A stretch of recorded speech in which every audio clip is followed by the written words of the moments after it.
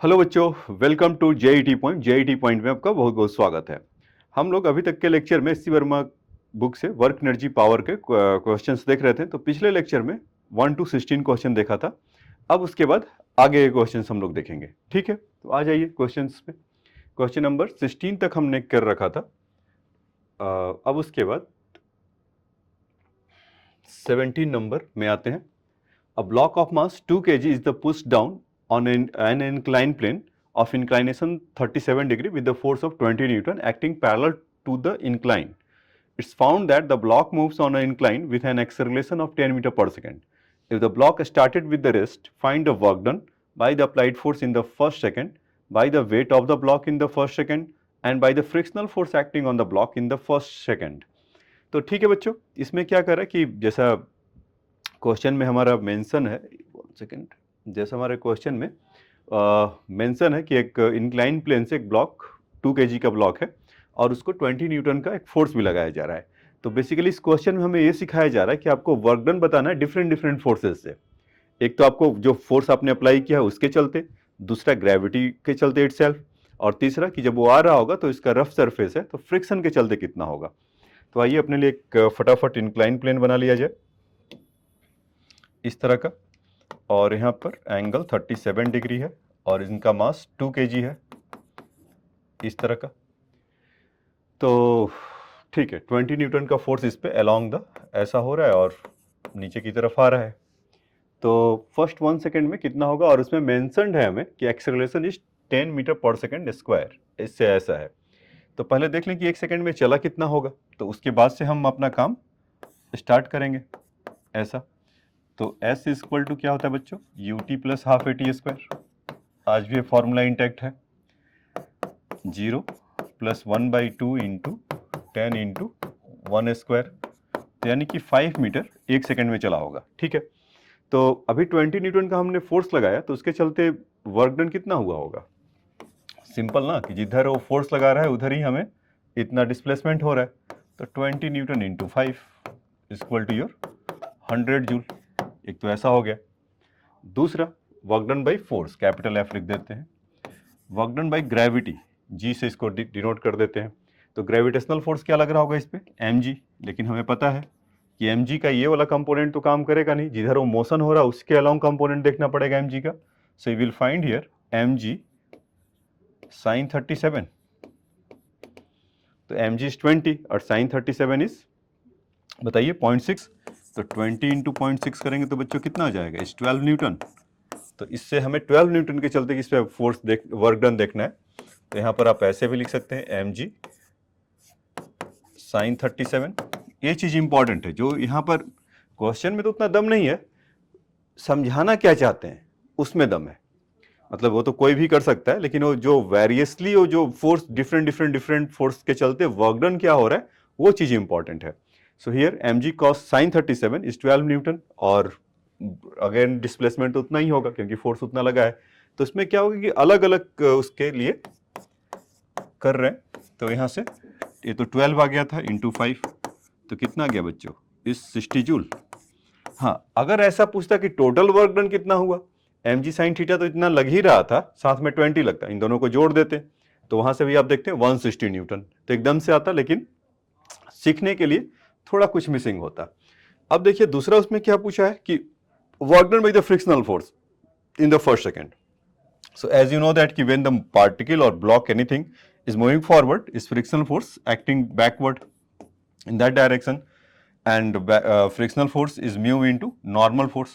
And here in this case in inclined plane, when the body is moving down, so mg component of the vertical of the plane is mg cos 37, and right perpendicular to here is normal force.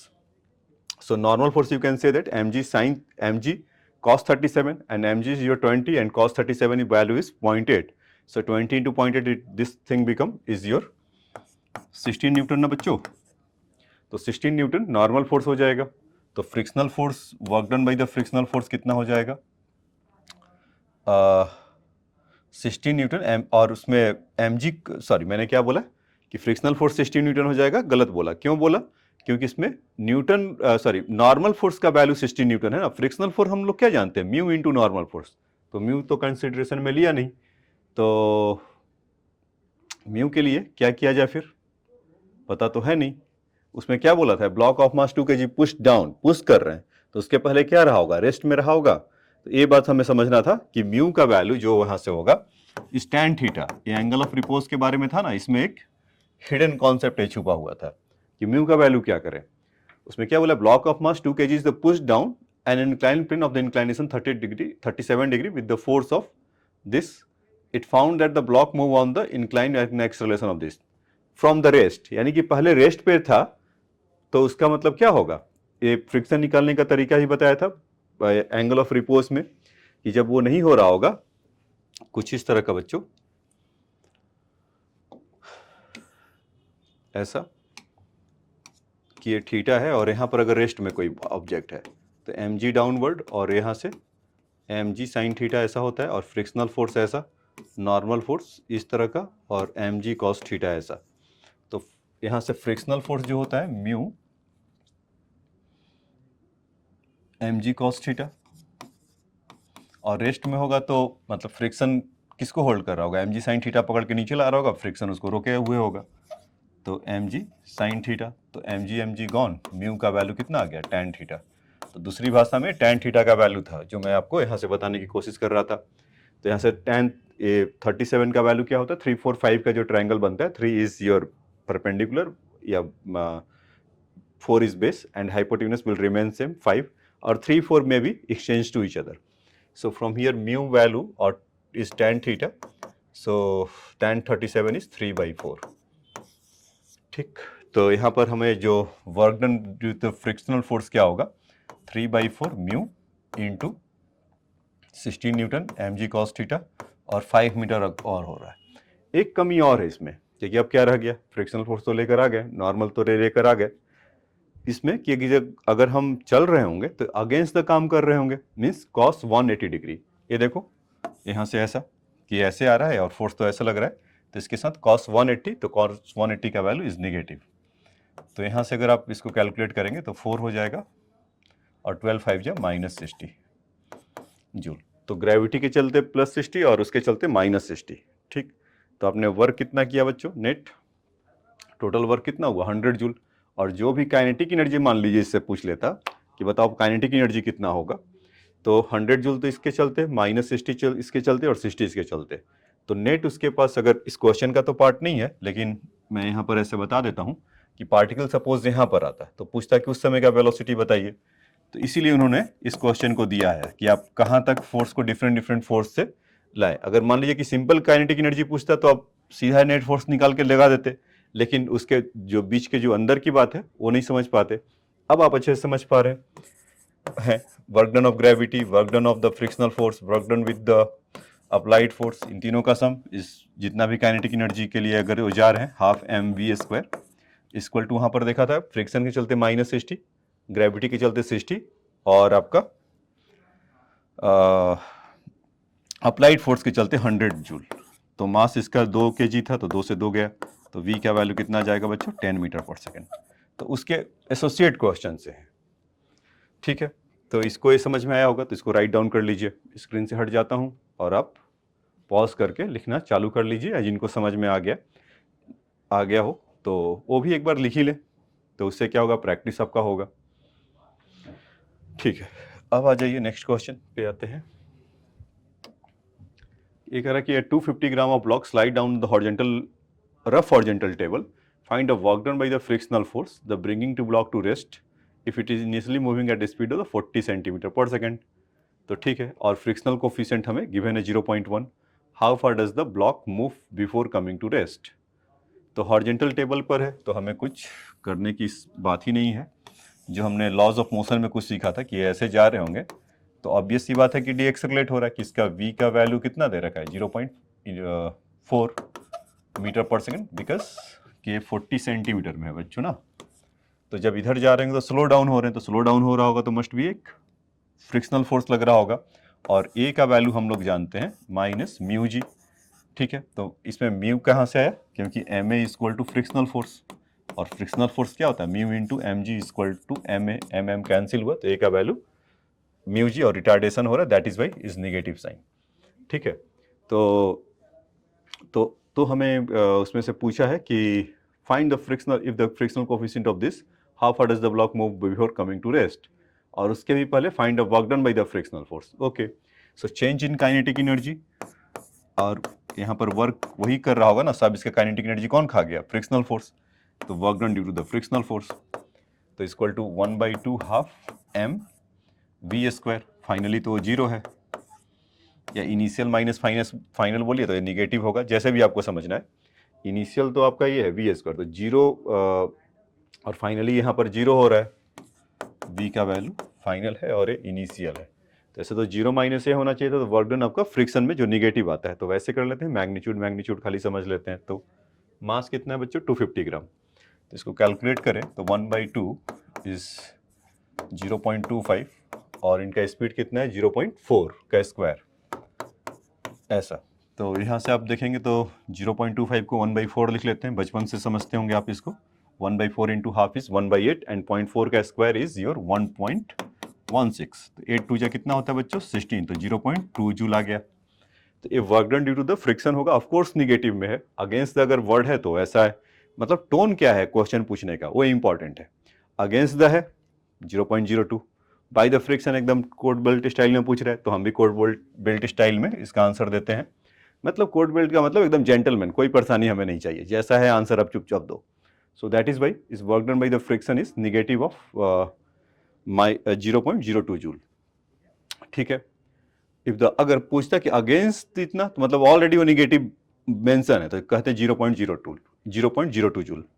अब कह रहा है कि the coefficient of friction of this is 0.1, how far the does the, तो बहुत आसान है, acceleration हमारे पास है या डी एक्सेलरेशन हमारे पास है, अगर म्यू का वैल्यू हमारे पास 0.1 है तो एक्सेलरेशन का वैल्यू कितना आ जाएगा बच्चों, माइनस 0.1 इंटू जी का वैल्यू 10, तो कितना आ गया 1 मीटर पर सेकेंड स्क्वायर से डी एक्सेलरेट हो रहा होगा, तो कितना चल लेगा, तो इसके लिए तो आपने काइनेमेटिक्स में काफ़ी सीखा था, V square equal to U square minus 2as, तो फाइनली जीरो हो रहा है, इनिशियली कितना है 0.4 का स्क्वायर, 2 एक्सेलरेशन का वैल्यू कितना है बच्चों इज 1, एंड डिस्टेंस कितना चल रहा जा रहा है वही पूछा जा रहा है हमसे, तो s का वैल्यू कितना हो जाएगा 0.16/2, तो यहाँ से कितना आ गया 0.08 मीटर मीन्स 8 सेंटीमीटर, तो ये हमारा आंसर आ गया 8 सेंटीमीटर।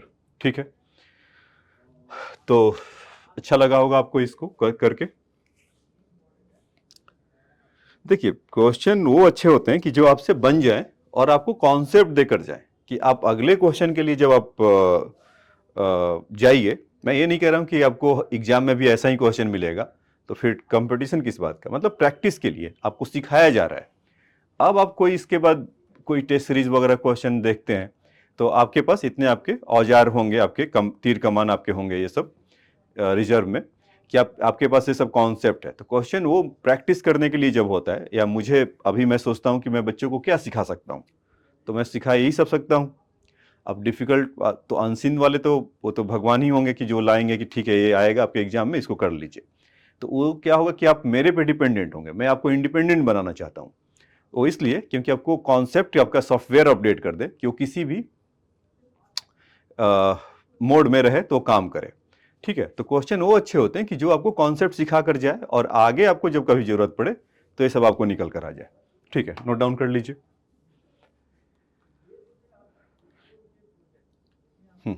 अब आते हैं नेक्स्ट क्वेश्चन में। ये क्या कर रहा है कि water falling from the 50 metre high fall is to be use to generating electric energy. ठीक है, तो 50 मीटर हाई से ऐसा कुछ फॉल से रिमझिम बारिश हो रहा है,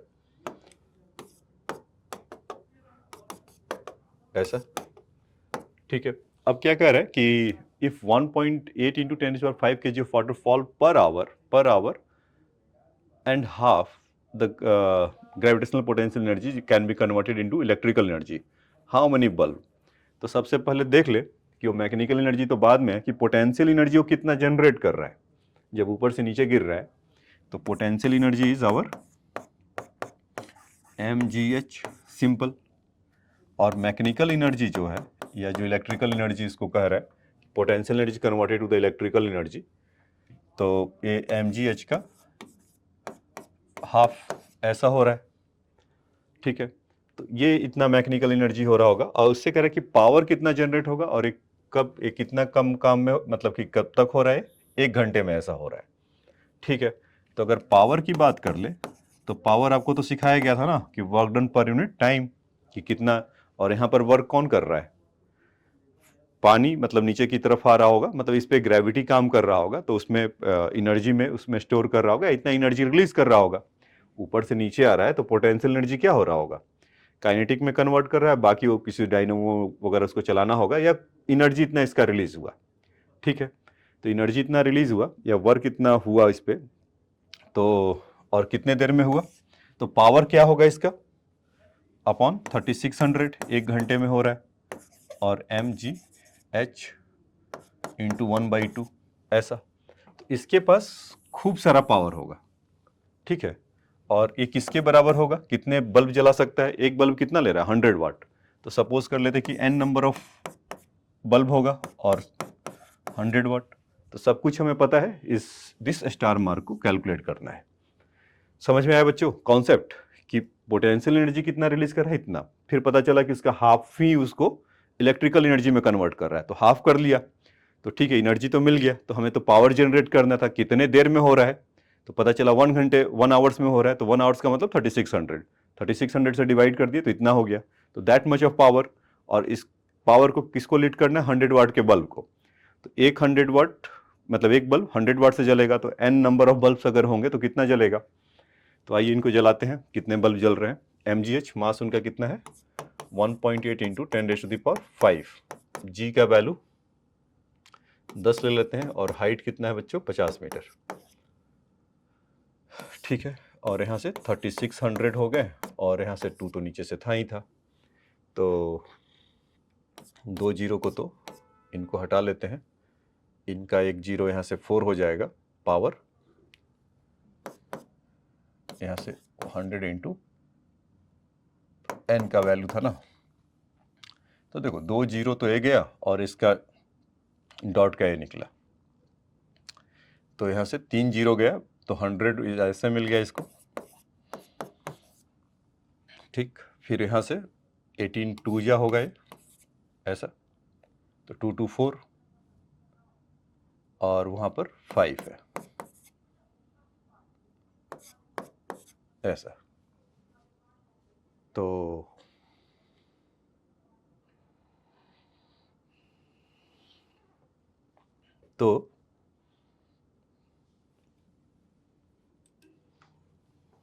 सॉरी, हाँ, तो मैं क्या कर रहा था बच्चों कि इसके अंदर 5/4 इंटू 100, तो 18 2 या 36, और वहाँ का नीचे का 4, तो 5/4 का मतलब कितना हो गया 125 n। तो हो सकता है कि इसमें कुछ गड़बड़ी हो मीन्स g का वैल्यू 9.8 हो, तो इसके चलते आधा पूरा कोई बल्ब जलता है, शायद g का वैल्यू आप लेंगे तो 122.5 ऐसा आता है, तो आधा बल्ब तो जलेगा नहीं, 122 इसलिए जलेगा। तो खैर g का वैल्यू अगर 10 लिया तो इतना हमें मिलेगा, तो कैलकुलेशन वाला पार्ट है, बट कॉन्सेप्ट आपका यही रहने वाला है। अब मान लीजिए कहता कि ये नंबर से तो कोई इंटरेस्टेड नहीं है, कहता कि उसका 1/4 ही हो रहा है या 3/4 हो रहा है, तो वहाँ पर हाफ की जगह पे 3/4 ऐसा हम कुछ बताएंगे, ठीक है। तो ये तो कॉन्सेप्ट था, इसको राइट डाउन कर लीजिए।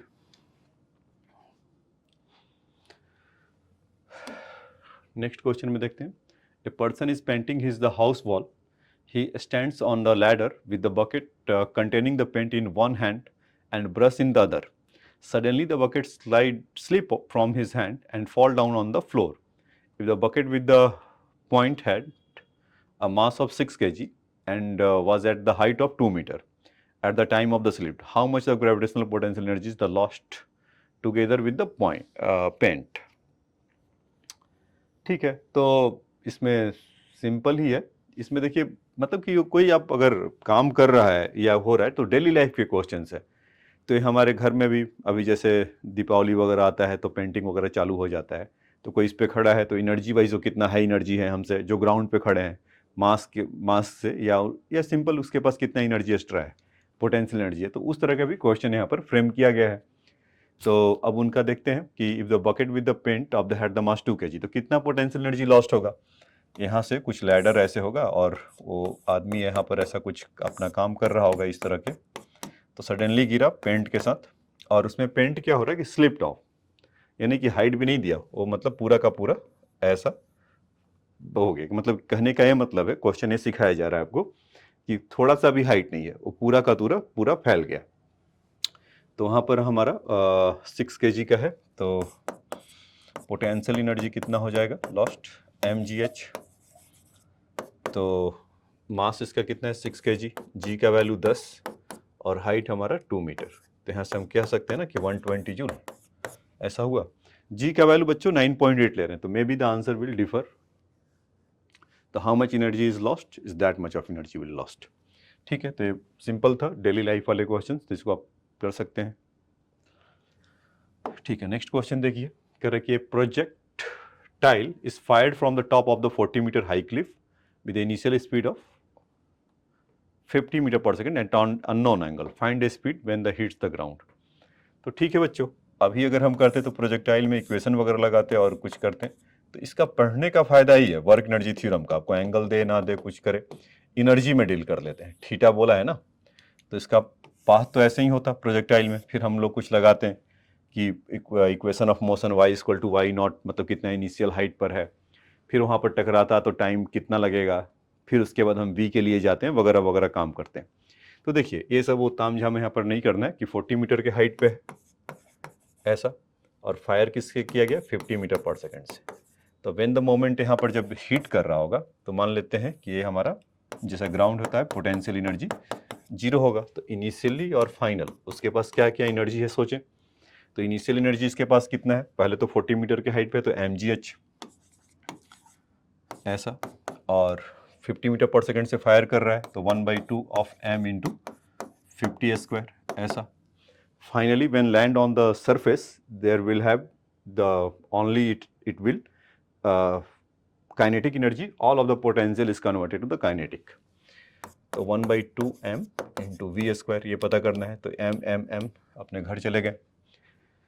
हाइट इज 40 मीटर, g का वैल्यू 10 ले लेते हैं, तो 400 हो गया, यहाँ से 800 हो गया, 1400 का मतलब 1600/2, और यहाँ से ये v स्क्वायर बाई 2 अगेन, तो कितने हो गए 1200 और 24, तो v का वैल्यू हमारा कुछ 2400 हो गया। तो वहाँ से निकला 10, मतलब कि 2400 है तो 100, और 24 का रूट कितना हो गया, ऑलमोस्ट 5 है, 4.9 से काम चलाना है तो उससे चला लीजिए, तो 49 मीटर पर सेकेंड से वो हीट करेगा। तो ठीक है,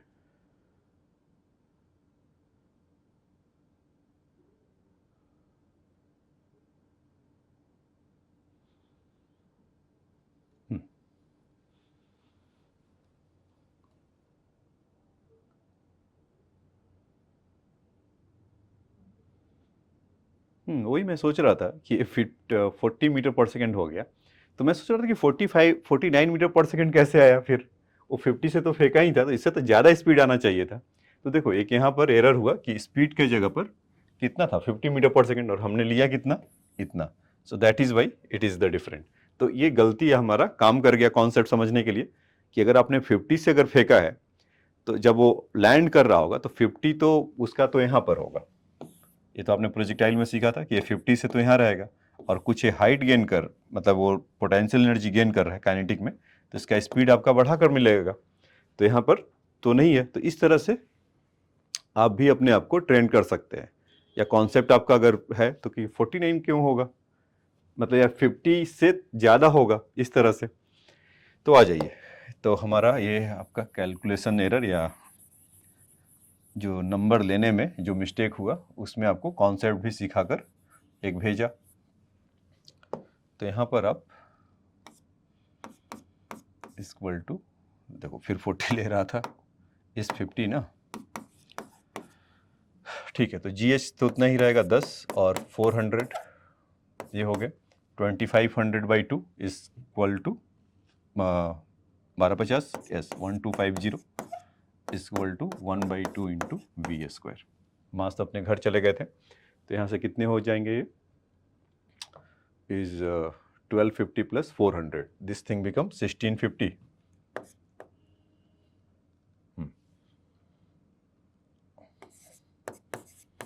इंटू 2 का अंडर रूट, कुछ वहाँ से v आ जाएगा, तो यहाँ से आप देखेंगे तो 1650 बिकम इज 3400।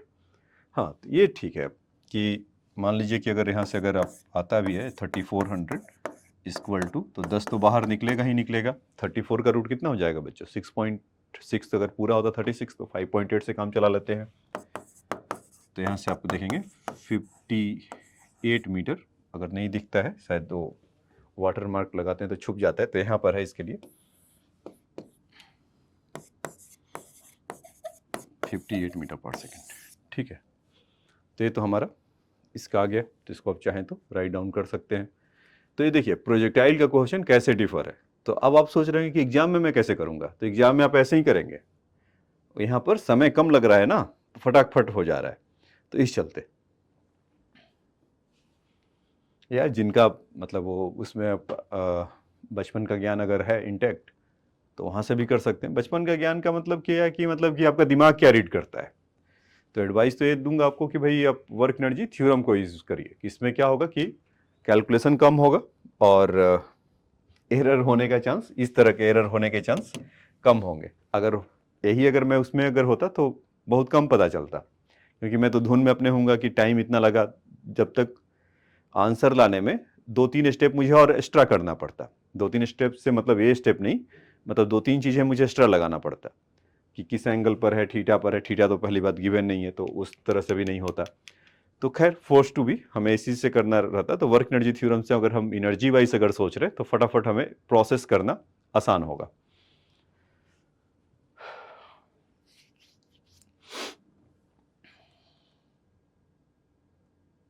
ठीक है बच्चों, तो आइए नेक्स्ट चलते हैं।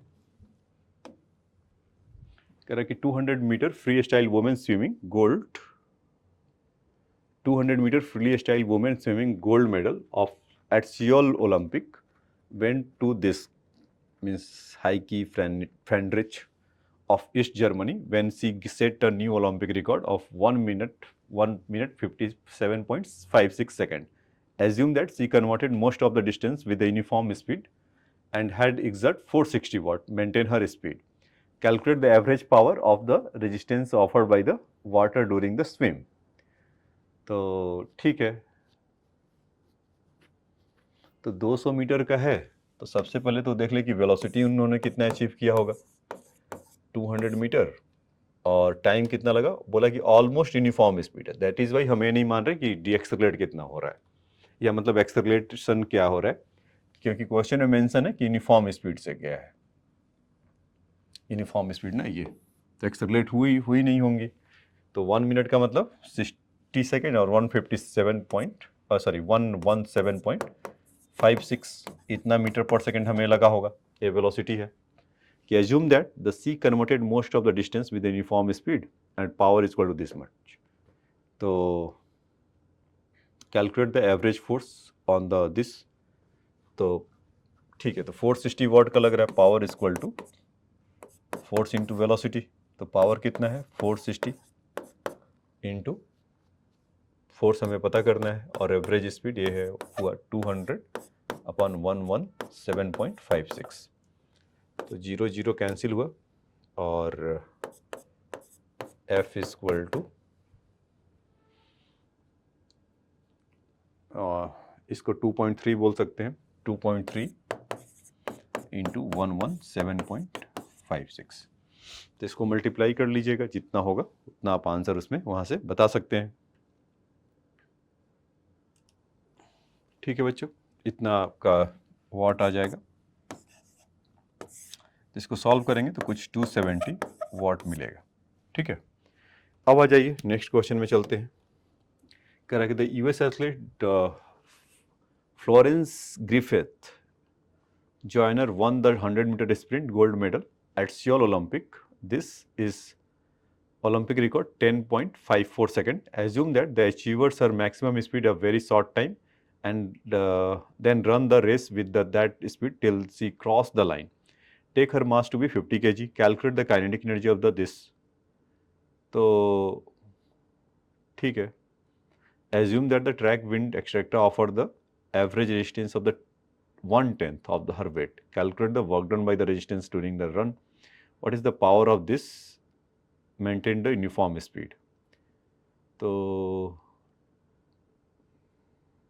100 मीटर का है तो ठीक है.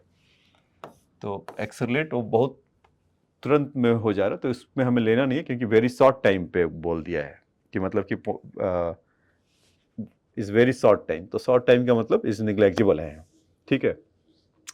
तो हमें काइनेटिक एनर्जी के लिए फिर से वही हमें वेलोसिटी चाहिए होगा. तो फोर्स, तो देखिए अभी ये सब इसलिए सिखाया जा रहा है कि इसमें कुछ नहीं है. अगर हम डेटा वाइज अगर सोचे कि हमें वेलोसिटी निकालना है तो डिस्टेंस अपॉन टाइम, वो तो क्लास 6, 7, 8 से आप करते आ रहे होगे. तो वो सब बातें नहीं. ये डेली लाइफ में क्या हो रहा है, अगर कोई दौड़ रहा है तो इनर्जेटाइज है, या मतलब कि उस वर्कआउट क्या कर रहा है. तो ये डेली लाइफ के जो क्वेश्चन है हम ऐसे भी सोच सकते हैं. तो आपके दिमाग को एनर्जी वाइज सोचने के लिए वैसा दिखाया जा रहा है. ये सब जो मतलब कहानी बता रहे हैं ना कि ओलंपिक में ऐसा था और ऐसा हुआ और इस तरह का रिकॉर्ड बनाया. तो distance upon time is 10.54, almost 11 second भी आप उसको ले सकते हैं. अगर 11 होता तो क्या होता, 9.999 ऐसा आता, या 9.1, 9.09 वगैरह वगैरह. ठीक है. तो 11 9 जा रहा था तो 9.01 थोड़ा सा कम है तो थोड़ा और बढ़ा दीजिए, 9.1 कर दीजिए. तो ठीक है, हमसे वेलोसिटी के लिए इतना मांगना तो इसको 9.1 ले लेते हैं. तो काइनेटिक एनर्जी कितना हो जाएगा बच्चों इनका, 1/2. मास बताइए 50 kg की है. तो 50 kg इंटू 9.1 का स्क्वायर, तो दैट मच ऑफ जूल आ जाएगा. ये तो फर्स्ट पार्ट का आंसर हुआ आपका. सिंपल है ना, क्योंकि उसको वेलोसिटी इतना वो गेन कर रखा है और शॉर्ट टाइम में करा. तो ऐसा मत सोचिए कि एक्सेलरेट हो रहा है. तो और यूनिफॉर्म स्पीड में maximum speed is the very short time and run the race with the speed till the see cross the line. तो मतलब वो स्पीड मेंटेन है. तो दैट इज वे क्वेश्चन में मेंशन है. दूसरा पार्ट उसका क्या कर रहा है कि रेजिस्टेंस कितना ऑफर कर रहा होगा. ठीक है. तो उसके वेट का 1/4 है. 1/4 क्या बोला था, 1/10 है उसका वेट का. Calculate the work done by the resistance during the run. तो ठीक है. तो उनका वेट कितना है बच्चों, 50 kg. तो रेजिस्टेंस वर्क डन से कितना ऑफर होगा इज 50 kg का वेट है. तो ये 500 हो जाएगा और यहाँ से 1/10 ले लेते हैं. तो ऐसा ही होगा ना. और कितनी देर तक भागे हैं वो, 100 मीटर. मतलब कि ये रेजिस्टेंस फोर्स होगा. 1/10 जो बोला है ना, तो 0 से 0 मतलब 50 न्यूटन का रेजिस्टेंस फोर्स अपोजिट डायरेक्शन में लग रहा होगा. और वो जा कैसे रहे, 100 मीटर आगे की तरफ. तो वर्क डन तो इतना फोर्स इंटू डिस्प्लेसमेंट, जो बेसिक ज्ञान हमारे पास है उसी से काम चलाएंगे. तो उससे आप देखेंगे कि कुछ इनका 500 जूल आ जाएगा विथ निगेटिव, क्योंकि रेजिस्टेंस है, या रेजिस्टेंस बोला ही है तो 500 जूल उससे लगेगा. ठीक है. तो वहाँ पर जी का वैल्यू अगर 9.8 लेंगे अगर, तो आपको वहाँ पर मतलब मैंने 500 जो न्यूटन एम जी लिया है ना, वेट तो ही होगा 1/10 ऑफ द फोर्स का जो वेट बोला है. तो आपको जी से मल्टीप्लाई करना था 9.8 से. तो बेसिकली आपको वहाँ से 490 होता, तो वहाँ पर जाकर 490 फिर से वो आ जाता. तो अभी के लिए 500 जूल. अच्छा, what is the power gripper John had exert to the maintain the uniform speed. तो उसको काम जो करना है तो इसी रेजिस्टेंस फोर्स को ही छोड़कर करना है कि वेलोसिटी उसका इंटैक्ट रहे. तो रेजिस्टेंस फोर्स कितना था, पावर इक्वल टू क्या होगा, फोर्स इनटू वेलोसिटी. तो ये रेजिस्टेंस फोर्स 1/3 1/10 है, तो 500 इंटू 1/10 तो कितना हो गया 50. और वेलोसिटी कितना था बच्चों, 9.1. तो इसको अगर आप करेंगे तो 450 तो ऐसे हो गया, और वहाँ से डॉट 5 वाला और दे देगा. तो 455 वाट आप यहाँ से कह सकते हैं. तो जी का वैल्यू देखो फिर से वो डेटा में डिफर करेगा आंसर, क्योंकि जी का वैल्यू 9.8 है, तो उतना आप उसको चेक कर ले सकते हैं. ठीक है बच्चों. तो अब आ जाइए नेक्स्ट क्वेश्चन में चलते हैं.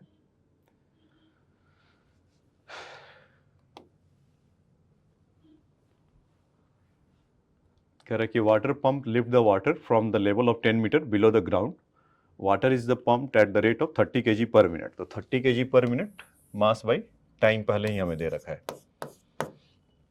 the gradual velocity. To calculate the minimum horsepower, the engine should have to do this. तो पावर इज इक्वल टू हम जैसा जानते हैं वर्क बाई टाइम होगा, वही capacity to do the work ना एट व्हाट रेट अगर वो कर रहा है। तो वहाँ पर वर्क के लिए 10 मीटर पे करना है तो potential energy with zero kinetic, मतलब कि ये नहीं कि हम उसको चढ़ा रहे हैं तो साथ साथ क्या होगा कि हमें काइनेटिक एनर्जी का भी देखना पड़ेगा। वहाँ पर what is the pump at the rate this negligible velocity, अगर उसमें मेंशन रह जाता कि 5 मीटर पर सेकेंड से चढ़ा रहा है, मतलब कि आफ्टर द जब वो कर रहा है तो उस समय उसका स्पीड 5 मीटर पर सेकेंड था, 10 मीटर तो चढ़ ही रहा है लेकिन कुछ स्पीड है, तो नेग्लेजिबल स्पीड है, तो मतलब उसके मतलब शून्य वेलोसिटी है विथ जीरो वेलोसिटी। ठीक है, तो वर्क यहाँ से जितना होगा इज mgh जो भी पोटेंशियल एनर्जी होगा, और टाइम इसको विरासत में मिला है क्योंकि वो m/t वैसे जा रहा 30 kg इन 1 मिनट। तो पूछ रहा है कि हॉर्स पावर की कितनी ज़रूरत होगा, तो 30 kg, g का वैल्यू 10 और इसको 10, और टाइम हमारा कितना हो जाएगा बच्चों, 1 मिनट में काम कर रहा है तो 1 मिनट में कितना होता है 60 सेकेंड, तो 30/60 बिकम 2, तो वहाँ से कितना आ गया 500/2 इज द 50 वाट। तो अब HP को जानते थे हॉर्स पावर, तो इन 1 हॉर्स पावर इज, तो बस आंसर ऐसा दे देते हैं इन HP, in 1 horse power is बच्चे 746 वाट होता है, तो 50/746 ऐसा, तो 0 पॉइंट डॉट, तो 500 लगा यहाँ पर। अब 7 6 या 42, तो 7 5 जा 350 होता है, लेकिन ये वाला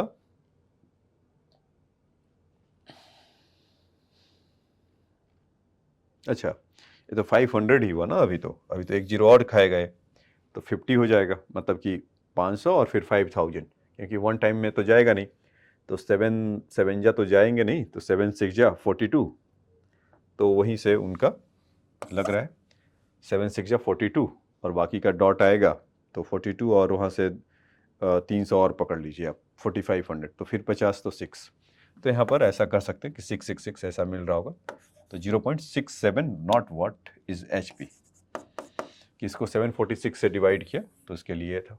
ठीक है, तो ये आसान क्वेश्चन था, जिसको नोट डाउन कर लीजिए। अब देखिए next, an unruly demonstration lift a stone of mass 200 gram out of the ground and the thrower is at the opponent. At the time of the projection, the stone is 150 centimeter above the ground and has the speed of 3 metre per second. ठीक है, तो जब उसको project कर रहा है तो उसके पास कह रहा है कि इतना हाइट से है और 1.5 मीटर, तो उसके पास 2 एनर्जी है, एक तो उसको जब फेंक रहा है कुछ 3 मीटर पर सेकेंड से, प्लस उसके हाइट के चलते तो पोटेंशियल एनर्जी, मतलब काइनेटिक भी है और पोटेंशियल भी है। Calculate the work done by the demonstrator during the process if it takes 1 second for the demonstration for the lift the stone and throw, what is the horse power does he use. तो ठीक है, वो तो बात की कहानी है कि ऐसा 200 ग्राम का है तो कितना उसका हॉर्स पावर लग रहा है। तो calculate the work done by the demonstration during this process, हो क्या रहा है कि an unruly demonstration lift of a stone of mass 200 gram from a ground and throw is at the opponent. At the time of the projection, the stone is 150 centimeter above the ground and has a speed 3 centimeter. तो ठीक है, तो मतलब ground से उठाया और उसको ऐसा फेंक दिया, यही हुआ ना, मतलब कि ग्राउंड से करा demonstration lift the stone from the ground, यहाँ से ऐसा किया तो ये जा रहा है 150 मीटर तक और इसका स्पीड है 3 मीटर पर सेकेंड। तो बस तो वर्क के लिए क्या होगा कि एक तो पोटेंशियल एनर्जी कितना गेन किया और दूसरा उसने काइनेटिक एनर्जी कितना गेन किया, सिंपल, तो 1/2 mv² और gain in the potential energies your mgh, तो 1/2 मास कितना हो गया बच्चों इज 200 ग्राम मीन्स 0.2 और स्पीड कितना है उनका मुझे लगा नीचे की तरफ फेंक रहा है, नहीं, वो नीचे से ग्राउंड से ऊपर की तरफ फेंक रहा है। तो that moment it have 3 metre per second when it is the above the ground at the height of 1.5 metre. तो v इज 3 स्क्वायर और mgh मास इज इसका 0.2, g का वैल्यू 10 है और हाइट इनका कितना है बच्चों 1.5। तो यहाँ से देखेंगे तो 0.2 into 10 into 1.5 is 15, 15 into 0.2 become 3 और ये हो जाएंगे हमारे 0.1। तो कितना हो गया 9,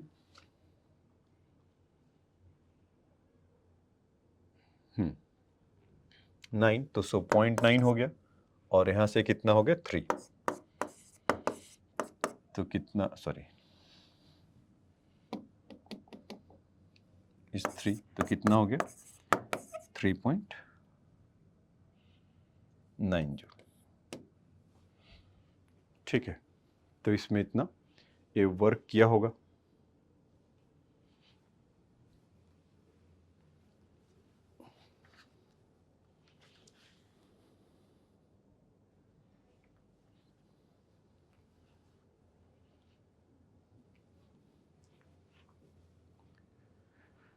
ठीक है, अब उसके बाद क्या कर रहा है कि it takes the 1 second for the demonstration of the lift done. So what is the horse power does. तो इतना तो वर्क को किया, तो इसको पावर कितना जनरेट किया होगा, is work done by time. तो वर्क हमारा कितना है 3.9 अपॉन 1, 3.9 इसीलिए पेन भी नहीं घूमा, इज वॉट, इतना पावर जनरेट हुआ। अब पूछ रहा है कि उसको हॉर्स पावर में बताओ। तो हॉर्स पावर के लिए तो क्या जानते थे, in HP is divided by 3.9, watt को 746 से डिवाइड कर देंगे तो आंसर अपना चेक करते रहिएगा। 0.00 कुछ और भी जीरोज में जाएगा, तो मैं इसको नहीं लिखता हूँ, इसको अपना एचपी में लिख देता हूँ। इतना हॉर्स पावर होगा। तो थोड़ा आप भी मेहनत करिए बच्चों, उसको लेकर आइए। कैलकुलेटर तो सबके हाथ में होगा, तो पॉज करिए, कैलकुलेटर से करिए और उसको निकालिए। ठीक है, अब आ जाइए नेक्स्ट क्वेश्चन में चलते हैं। क्या कर रहा है कि in a factory is the desired to lift 2000 kg of the metal through the distance of 12 metre in 1 minute. Find the minimum horse power of the engine be used. Again you have to be change all of the, मतलब कि कुछ हम उठाकर ऐसे यहाँ पर रख रहे हैं, तो यहाँ पर क्या होगा कि मतलब हम वर्क कर रहे हैं तो उसको इस हाइट पे लेकर आ रहे हैं, तो कुछ उसको पोटेंशियल एनर्जी होगा। तो हमारा पोटेंशियल एनर्जी कितना हो जाएगा बच्चों, यहाँ से जब यहाँ तक के लिए आएंगे तो अभी ग्राउंड पर पोटेंशियल एनर्जी शून्य होगा, 0, और इस पॉइंट पे पोटेंशियल एनर्जी हमारा कितना होगा इस लिफ्ट करने में। अगर इस पॉइंट पर है तो हमने कितना वर्क किया दूसरी भाषा में, तो g इज 10 और यहाँ पर 12 मीटर। तो फिर से कर रहा हूँ, g का वैल्यू 9.8 है, तो आंसर में भी डिफर करे। तो हमें पावर इक्वल टू कितना हो जाएगा इस पोटेंशियल एनर्जी को गेन कराने में, और टाइम लग रहा है 1 मिनट, तो यानी कि 60। तो 2000 इंटू 10 इंटू 12 अपॉन 60, तो 0 हुआ और यहाँ से 2 हो गया, 4000 वाट हो गया। तो पावर इन हॉर्स पावर में करेंगे तो कितना आ जाएगा 4000 अपॉन 746। तो आप यहाँ से देखेंगे तो 7 6 जा 42 है, तो 6 जा तो 42 रहता तब होता, और जी का वैल्यू तो वैसे भी 9 पॉइंट है, थोड़ा सा कम होगा, तो हम भी थोड़ा कम कर देते हैं। तो कुछ इनको 5.7 पर लाकर छोड़ देते हैं, या आंसर जो बोल रहा होगा देख लीजिएगा। मैं एक रफ अंदाजा लगाया 5.5, 5.7, 5.6 के आसपास ऐसा होगा। ठीक है, तो ये तो बहुत आसान था कि मतलब इसको लिफ्ट कराने में कितना पावर हमें लगा, तो जो उसका पोटेंशियल एनर्जी गेन करेगा अपॉन टाइम से इसको देख लिया। अब देखिए नेक्स्ट, हाँ, ये स्कूटर का एक मार्केटिंग है क्या, उसमें ऐसा दे रखा है कि scooter company give the following specification about the product. उसका वेट है 95 kg, मैक्सिमम स्पीड कह रहा है कि वो 60 किलोमीटर पर आवर्स में आ जाएगा, और कह रहा है कि pickup time to get the जो maximum speed is the 5 second. इसको इतना लग रहा है, यानी कि इसका मस्ट भी एक्सेलरेट कर आया होगा। Check the validation. तो हम ऐसा देख लेते हैं कि 60 किलोमीटर पर आवर जब वो जा रहा होगा तो पहले इस पर फोर्स कितना लगाया, तब तो फोर्स इंटू वेलोसिटी करेंगे तब हमारा आएगा।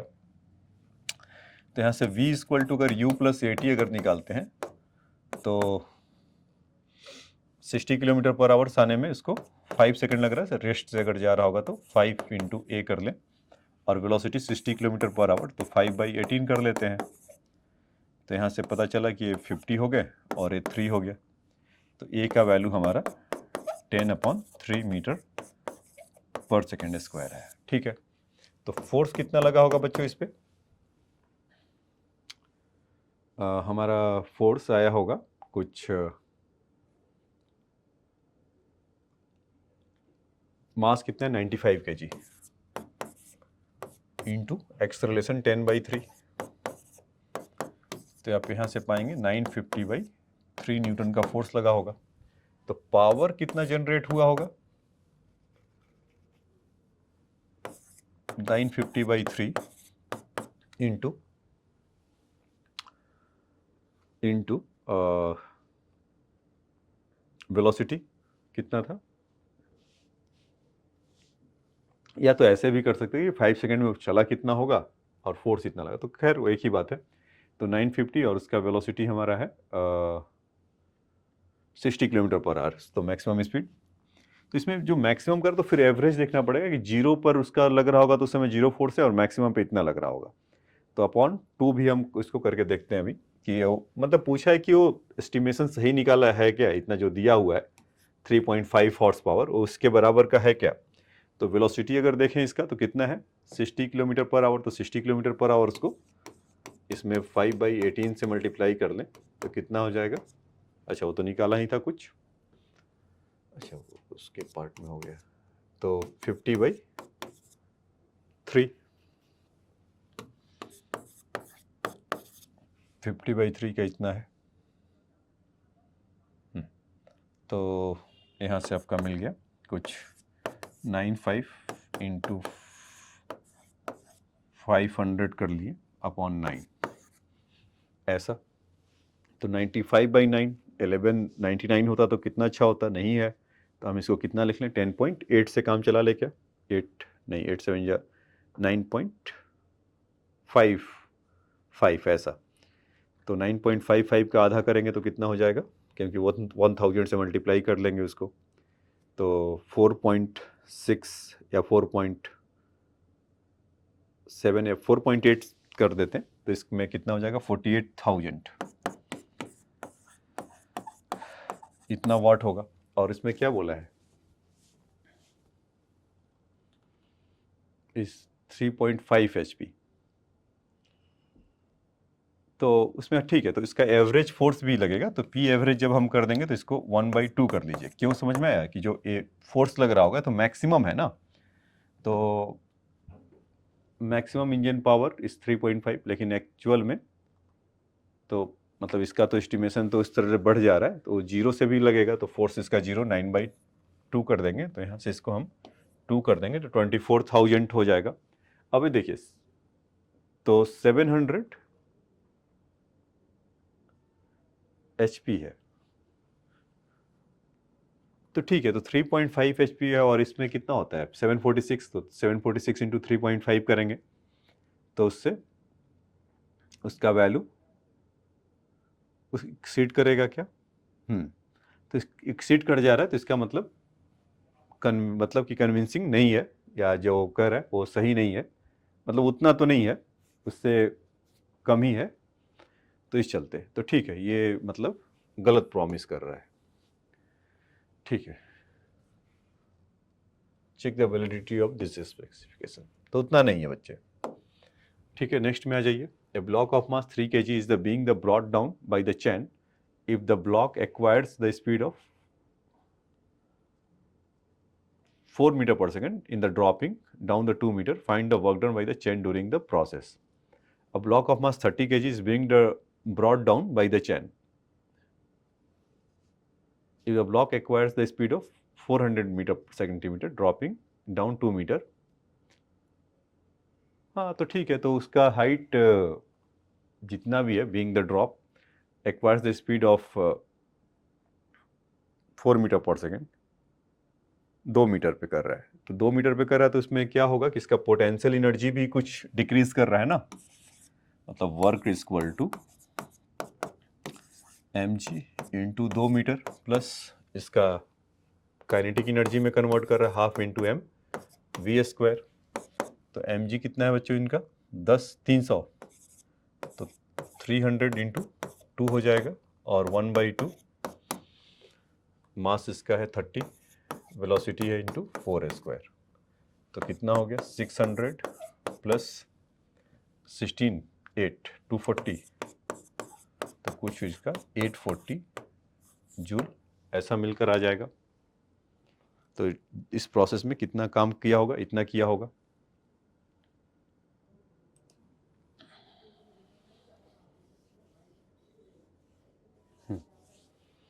ठीक है, लेकिन इसमें बच्चों कुछ एक लोचा ये है कि अब इसका देख रहा था कि 400 सेंटीमीटर है, तो 400 सेंटीमीटर नहीं है, बल्कि ये 4 सेंटीमीटर है, 4.00 है या 40 सेंटीमीटर है। बुक से एक बार चेक कर लेते हैं।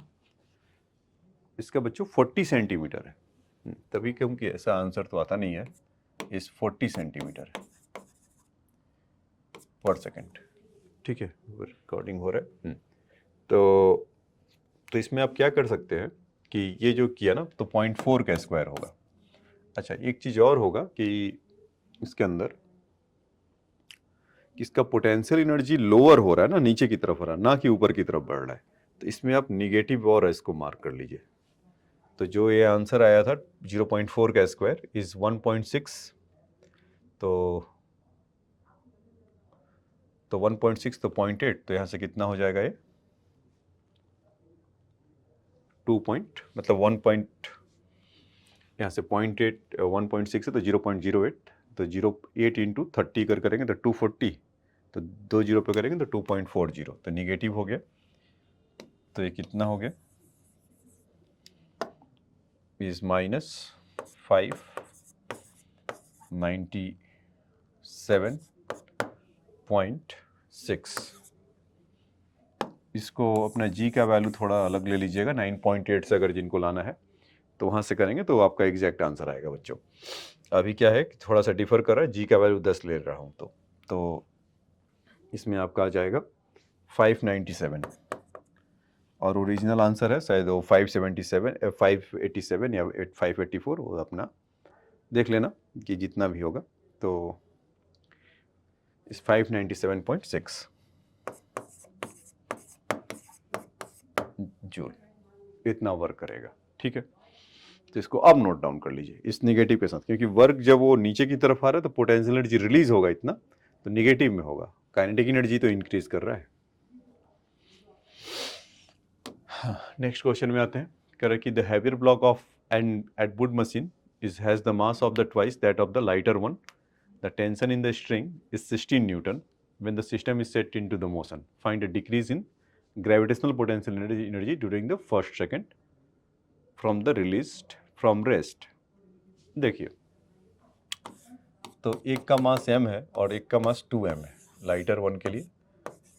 तो m वाला ऊपर की तरफ जाएगा, 2m वाला नीचे की तरफ आएगा, ऐसा कुछ होगा क्या? तो इसमें कितना हो जाएगा उनका एक्सेलरेशन, या आप चाहो तो ऐसे ही लिख लो 2mg, Newton's law of motion की यादें ताज़ा कर लिया जाए, 2ma और t minus mg equal to ma। तो यहाँ से कितना आ जाएगा mg इक्वल टू 3ma, तो m का वैल्यू कितना हो जाएगा g/3 ऐसा। तो find a decrease in the gravitational potential energy in the first second. तो पहले डिस्टेंस तो निकाल लें कि कितना चला, रेस्ट से होगा तो 1/2 इंटू g/3 इंटू 1, तो कितना हो गया यहाँ से 5/3, इतना मीटर चला होगा। तो कह रहा कि find a decrease in gravitational potential energy during the first second. तो एक का बढ़ा दूसरे का घटा, सिस्टम के लिए अगर बोला है ऑफ द सिस्टम इज, तो इनका क्या होगा कि ये नीचे की तरफ जाएंगे और ये आपका ऊपर की तरफ जाएंगे। तो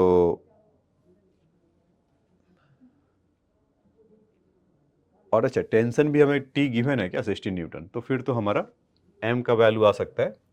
तो 16 minus m ji equal to M a g का वैल्यू कितना था mg/3, तो ये कितना हो गया 16 इक्वल टू 4/3g, तो 4 4 जा कैंसिल हो जाएगा, तो हम इसका नीचे क्यों आ गया, चलो भाई ऊपर जाइए। ये कितना हो जाएगा 4/3 mg, तो 4 से 4 कैंसिल हो गया, तो mg का वैल्यू कितना आ गया 12, तो m का वैल्यू कितना आ गया 1.2। तो ठीक है, तो 1.2 अगर आया तो आप वहाँ से उसका change in potential energy 1/2 into mgh मतलब कि देख सकते हैं मास, क्योंकि होगा क्या कि एक ऊपर की तरफ जा रहा है एक नीचे की तरफ जा रहा है, तो इसका कम होगा उसका ज़्यादा होगा, तो नेट इन दोनों का डिफरेंस निकालेंगे, मास का डिफरेंस कितना हुआ हमारे पास m, इसका वाला कम होगा इसका वाला ज़्यादा होगा, तो यानी कि चेंज इन पोटेंशियल एनर्जी एक लाइन में अगर लिख ले तो कितना जाएगा बच्चों, ये change in potential energy is difference of the mass is m। ये समझ में आ रहा है ना कि 1.67 ये ऊपर की तरफ गया तो इसका इंक्रीज होगा, और ये नीचे की तरफ आया तो इसका डिक्रीज हुआ, तो नेट कितना हुआ, तो ऐसे डिक्रीज ही आएगा क्योंकि इसका ज़्यादा है, तो बस हमको चेंज इन पोटेंशियल एनर्जी के लिए पूछा है, फाइंड अ डिक्रीज, हाँ बोला ही है डिक्रीज, तो निगेटिव में आएगा तो कितना आ जाएगा, यहाँ से ऐसा लिख देता हूँ, मास उनका 1.2 हमें, क्योंकि mg का वैल्यू 12 है तो मास कितना होगा 1.2, या mg का रेडीमेड वैल्यू ले लीजिए आप, क्योंकि आपको mg इंटू एच यही निकालना है ना 5/3, तो 5/3 कर लीजिए, तो इसको जब आप कैलकुलेट करेंगे, ऊपर लिख देता हूँ क्योंकि नीचे वो वाटर मार्क से चला जाएगा, तो mg का वैल्यू कितना है 12, तो 12 इंटू 5/3 कर ले तो कितना हो गया 4, तो 20 जूल, तो 20 जूल से डिक्रीज कर जाएगा। ठीक है बच्चों, तो इसको लिख लीजिए।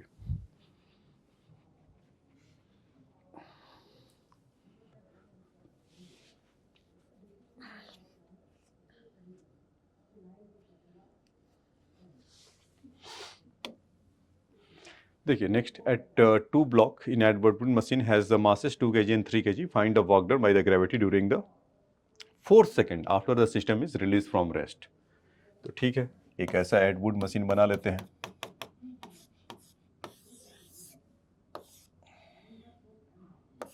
थ्री kg को इधर कर लेते हैं और 2 kg को ऐसे कर लेते हैं, तो ऑब्वियस सी बात है कि ये नीचे की तरफ आएंगे और ये ऊपर की तरफ जाएंगे, तो कह रहा कि find work done by the gravity in the 4th second, तो 4th सेकेंड में जाने के लिए तो सबसे पहले इनिशियल स्पीड इन लोग का कितना है बच्चे, 0 है, तो हमें g का वैल्यू अगर यहाँ से देखा जाए, g तो नहीं मतलब कि हमें एक्सेलरेशन निकालना पड़ेगा, क्योंकि वो तो कंस्ट्रेंट मोशन है, फ्री फॉल तो है नहीं, तो उसके लिए एक्सेलरेशन के लिए अगर जाए तो 3g, ये नीचे की तरफ लग रहा होगा इसका 3g और इनका 2g, और टेंशन कुछ ऐसे लग रहा होगा t,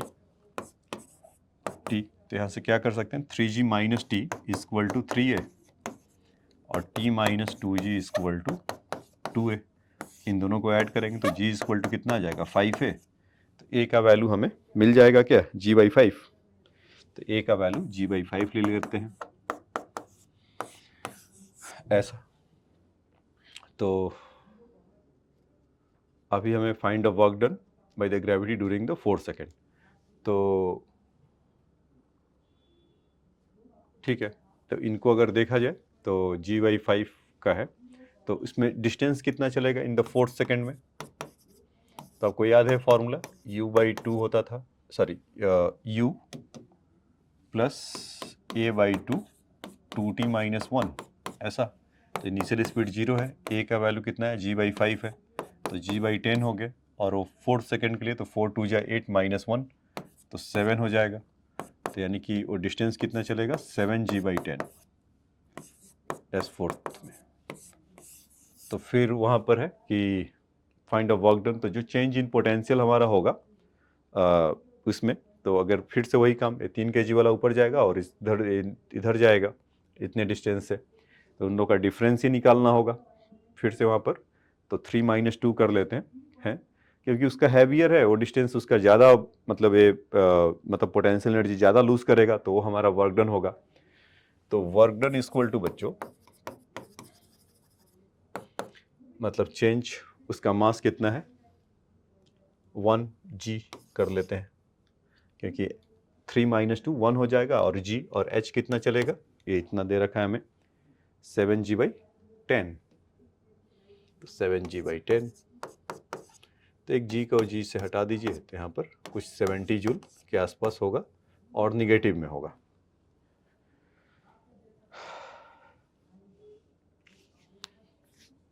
g का वैल्यू अगर 9.8 रखेंगे तो कुछ और आपका आएगा। ठीक, तो ये सिंपल सा था, इसको आपको पहले a लेकर आए और 4 सेकंड में कितना चला उतना डिस्टेंस लेकर आए, तो एक का पोटेंशियल एनर्जी कम हो रहा है, एक का ज़्यादा हो रहा है, तो आप नेट भी निकालेंगे तो वही आपका डिफरेंस, क्योंकि मास का डिफरेंस अभी पीछे वाले क्वेश्चन में लिया था ना कि वहाँ पर m था 2m था, तो यहाँ पर भी 3 kg है 2 kg है, तो सिखाने की कोशिश किए गए हैं यहाँ पे। ठीक है, अब आ जाइए नेक्स्ट क्वेश्चन में चलते हैं।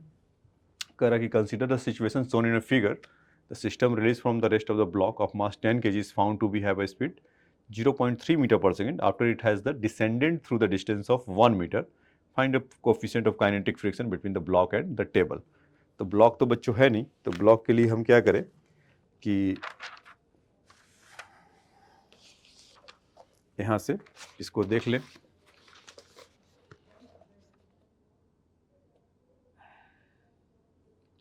हाँ, यहीं पर है ना 31, ये यहाँ पर है बच्चों बुक एस सी वर्मा, ये और ये हमारा बुक, और ये हमारा यहाँ पर क्वेश्चन 31। तो ये नहीं कि मैं दूसरे बुक से कर रहा हूँ, एस सी वर्मा से ही कर रहा हूँ, तो आप जाकर वहाँ से चेक भी कर सकते हैं। तो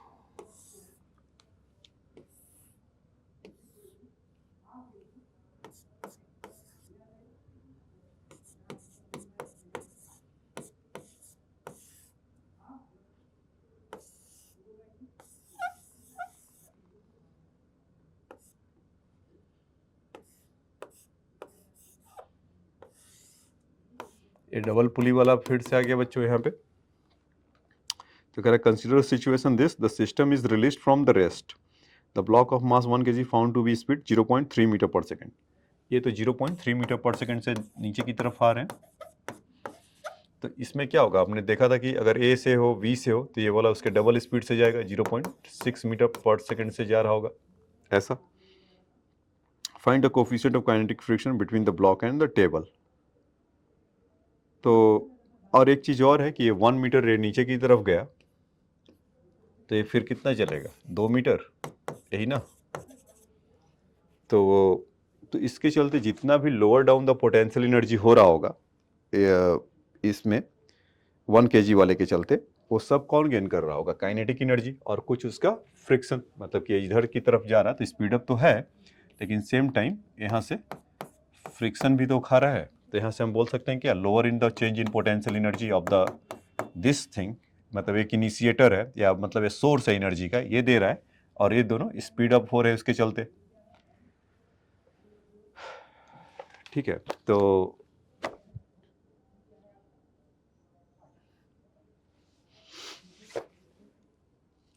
ठीक है, तो जब इसका चेंज इन पोटेंशियल एनर्जी लिखें, एनर्जी जो दे रहा होगा, तो कितना हो जाएगा, ये आपका mgh, मास इसका कितना है 10 kg,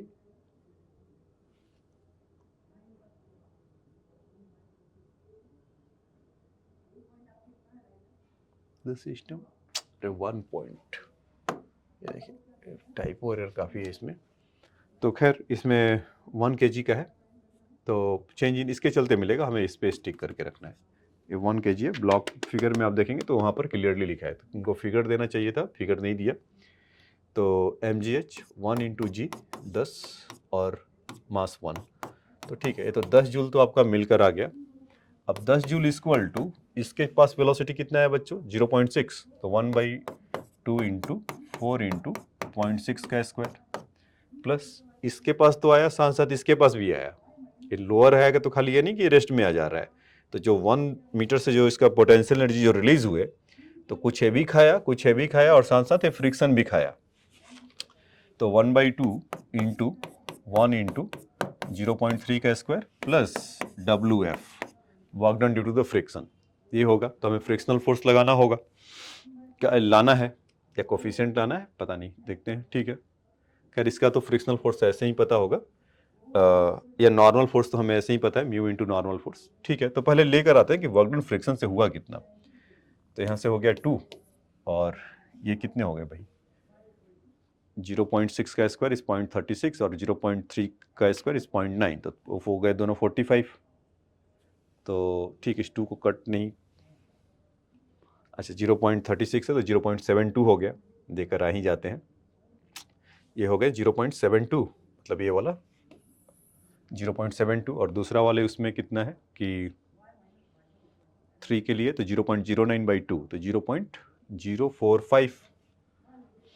तो 10 माइनस ये सब करना है, तो WF इक्वल टू देखिए कितना कितना आया वहाँ से, 10 माइनस 0.72 हुआ, पहले तो उसको भेज देते हैं, और माइनस 0.09/2, ये ऐसा हुआ। तो ये है बहुत कम ऐसे, मतलब 0.045 होगा डेसिमल के थर्ड प्लेस पे अगर इसको हटाएं तो इन दोनों को ऐड करिए तो कितना आ गया, इस 0.725, तो 10 है, और वैसे भी जी का वैल्यू 9.8 होगा, तो कुछ ना कुछ ये कलाकारी तो करा ही होगा, मतलब उतना फ्रिक्शन कोफिशिएंट है नहीं, फिर भी हम कैलकुलेट करते हैं। तो 0.765 मतलब 765 हो गया ना 72.045 से, तो उसको अगर माइनस करें तो 0.7 हुआ तो कितना हो गया, 9 हो गया, और 9.7, और फिर वहाँ से 0.65 और हटा देते हैं, तो कितना आ जाएगा,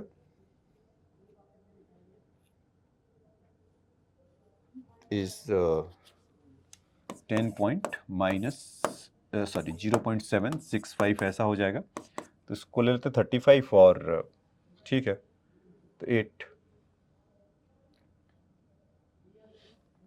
9.2 देखो अब इतना वो उसमें है कि 35 मतलब सामने ही है, और फिर आपको मेहनत करना पड़ रहा है, इतना जूल आ गया बच्चों, 9.235, तो इसमें आ गया। और वर्क डन के लिए अगर हम देखें तो यहाँ पर फ्रिक्शनल फोर्स मतलब 4G नीचे की तरफ है, और ये ऐसा होगा, तो फ्रिक्शनल फोर्स कितना हो जाएगा, म्यू इंटू 40 ऐसा, और जितना भी वो डिस्टेंस चला होगा 1 मीटर है, हाँ कितना भी नहीं, इतना चला है, डबल है, 1 मीटर है तो 2 मीटर है। तो इसको आ जाइए इधर कर देता हूँ, ये समझ में, इसमें स्ट्राइकिंग पॉइंट यही था। ये सब तो जो भी कैलकुलेशन अपना निकाल ही लोगे। एक तो ये था कि भाई इस समय जो इसका स्पीड है 1 मीटर पर सेकंड जा रहा है, तो स्पीड इसका 0.6 डबल गेन कर रहा है, साथ साथ उसका भी वो जब लोअर डाउन हो रहा तो उसका स्पीड कितना हुआ होगा, इस 0.3 मीटर पर सेकंड। एक तो ये बात, फिर इन दोनों से अगर माइनस मतलब जितना भी हमें वर्क डन करने के बाद मिला 9.23, तो 1 मीटर लोअर डाउन हुआ है, तो ये 2 मीटर इधर की तरफ खिसकेगा। तो ये जो work done due to the friction अगर हम लोग जो देख पा रहे हैं,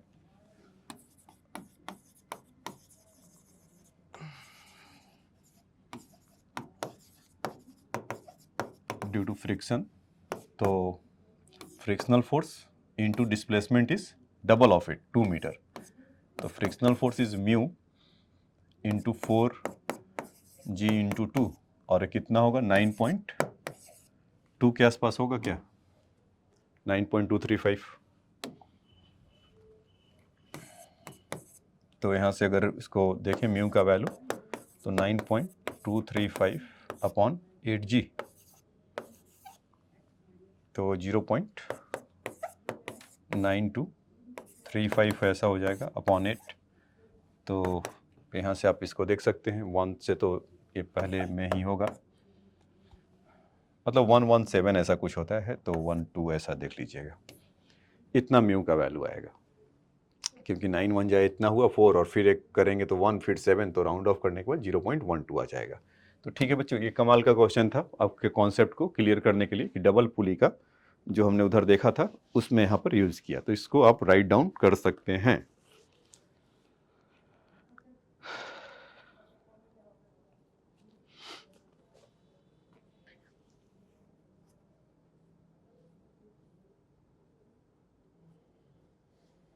ठीक है, अब आ जाइए नेक्स्ट क्वेश्चन में चलते हैं। अच्छा, इसको भी लिखना था, पॉज कर लो आप लोग।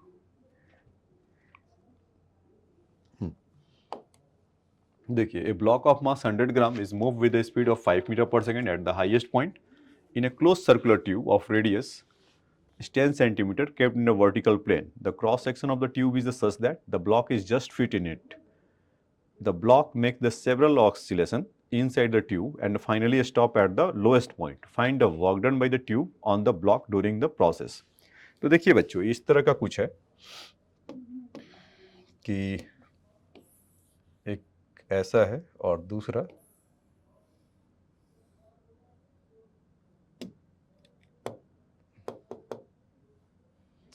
फिगर अच्छा नहीं बना।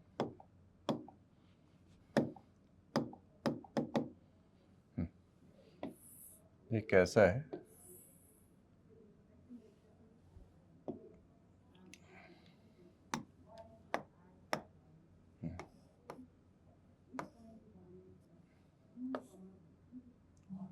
ठीक है। तो इसमें क्या है कि एक कुछ इस तरह का है छोटा सा और ये फंसा हुआ है, ये ऐसे ऐसे ऐसे ऐसे ऐसे ऐसे घूम रहा है। तो हाईएस्ट पॉइंट पर जब है तो उसके पास 5 मीटर पर सेकेंड है और सेवरल टाइम ऑसिलेशन होने के बाद और 10 मीटर का सेंटीमीटर का रेडियस है, तो इस हाइट पर है 20 सेंटीमीटर के हाइट पे भी है। तो कितने चक्कर लगाने के बाद फाइनली ये यहाँ पर सेटल डाउन हो जा रहा है। तो सेटल डाउन हो रहा है मतलब प्रॉपरली फिट है। इसको कौन रोक रहा होगा, पहले ये तो सोचे कि रोक कौन रहा होगा। तो रोक रहा होगा इनका फ्रिक्शन, वही रोक रहा होगा ना सेवरल टाइम होने के बाद। अगर फ्रिक्शन नहीं होता तो भाई साहब घूमते रहते घूमते रहते घूमते रहते और आकर मतलब कभी रुकते नहीं। तो खैर अभी आके रुके हैं। तो अभी देखें कि इनिशियल इसके पास क्या क्या है और फाइनली मतलब यहाँ पर अगर ग्राउंड पे करते हैं तो पोटेंशियल एनर्जी, इसी को रेफरेंस लाइन मान लें तो 0। और जैसा क्वेश्चन में बोला है कि रुक ही रहा है सेवरल उसके बाद, तो काइनेटिक एनर्जी भी 0। So all of the kinetic energy is going to be there in the work done against the friction. और पोटेंशियल एनर्जी तो लोअर डाउन हो रहा है, तो जो भी इनिशियल होगा फाइनल के इक्वल होगा। तो हम यहाँ से बोल सकते हैं ना कि इनिशियल और फाइनल, तो फाइनल में आपका वर्क हो जाएगा और इनिशियली में अगर इसको देखिए तो 1/2 काइनेटिक एनर्जी, मास कितना है 0.1 और वेलोसिटी हमारा कितना था 5 का square plus potential energy is 0.1 g 10 और हाइट हमारा 20 सेंटीमीटर इज 0.2। तो यहाँ से वर्क डन अगर निकालें तो 25 ये हो जाएगा, 25 का आधा इज 12.5 और 12 पॉइंट का भी आधा अगर सॉरी मल्टीप्लाई भी था 1.1 इज 125 हो जाएगा।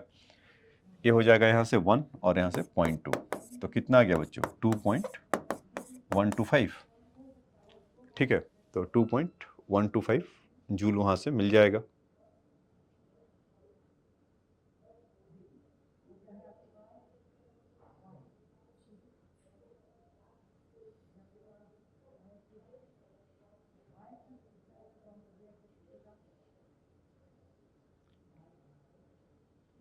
ये 2 जीरो है क्या, एक 10 हुआ तो 0.2 है तो ठीक है।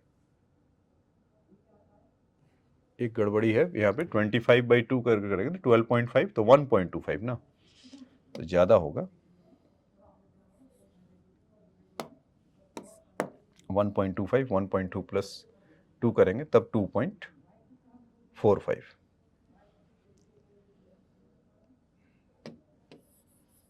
इट इज 1.45 ऐसा।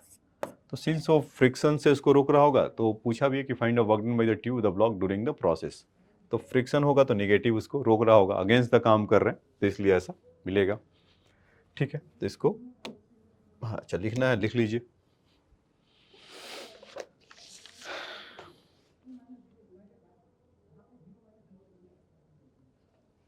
ठीक है, अब आ जाइए नेक्स्ट क्वेश्चन में चलते हैं।